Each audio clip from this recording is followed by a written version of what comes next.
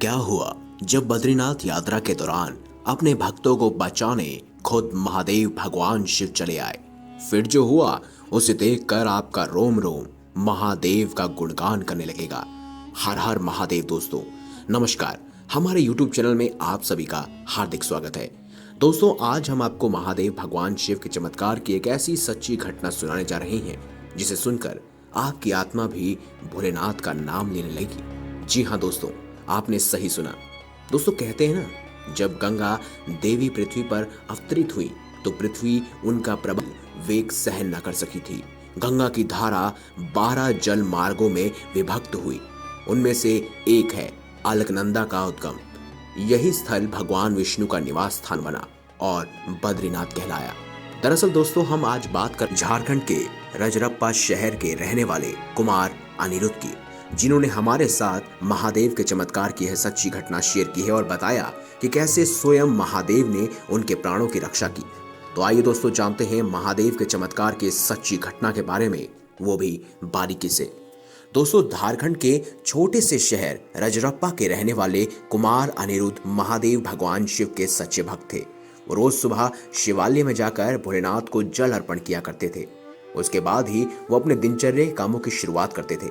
अनिरुद्ध जी के बचपन में ही उनके पिताजी गुजर गए थे। तब से अनिरुद्ध ही अपनी माता की देखभाल। उनकी एक छोटी सी राशन की दुकान थी जिससे उनका भरण पोषण होता था और उनका घर भी उसी से चलता था। अनिरुद्ध जी बताते हैं कि उनकी माँ की तबीयत कभी ठीक नहीं रहती थी। वो हमेशा एक ही बात कहती थी कि मुझे बद्रीनाथ यात्रा पर ले चलो। पर अनिरुद्ध जी उनकी तबीयत को देखते हुए नहीं चाहते थे कि उनको इतना दूर ले जाया जाए।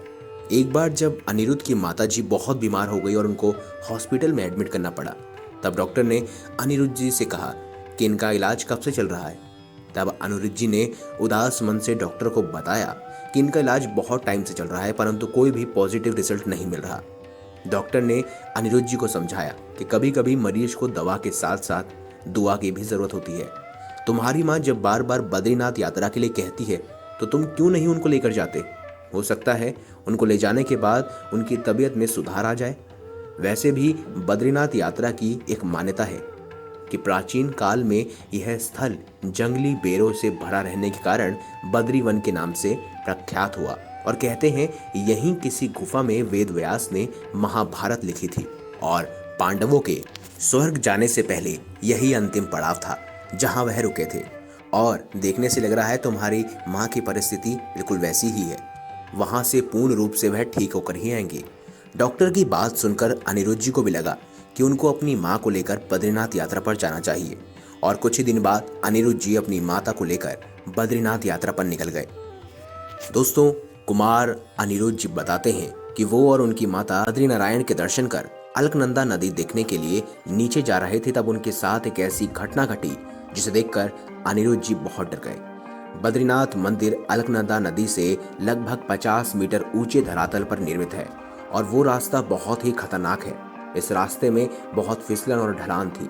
जब अनिरुद्ध जी और उनकी माता इस रास्ते से गुजर रहे थे तभी उनकी माता का पैर फिसलता है और वो सीढ़ियों के किनारे खाई में जा गिरती है। ये सब देखकर अनिरुद्ध जी की सांसें रुक जाती हैं। वो चिल्लाने लगता है। तभी वहां पर सुरक्षा बल वाले आते हैं और उनको शांत कर कहते हैं कि चिंता मत करो, तुम्हारी माँ बच जाएगी। अनिरुद्ध जी मन ही मन भोलेनाथ जी का नाम लेते हैं और उनसे प्रार्थना करते हैं कि उनकी माँ को बचा लिया जाए। 1-2 घंटे बाद अनिरुद्ध जी देखते हैं कि सुरक्षा बल वाले उनकी माँ को लेकर वापस आ रहे हैं। यह देखकर अनिरुद्ध जी का खुशी का ठिकाना नहीं रहता और वो अपनी माँ को सही सलामत देखकर उनसे गले लग जाता है। उस यात्रा में जा रहे सभी शिव भक्त जोर जोर से हर हर महादेव का जयकारा लगाने लगते हैं।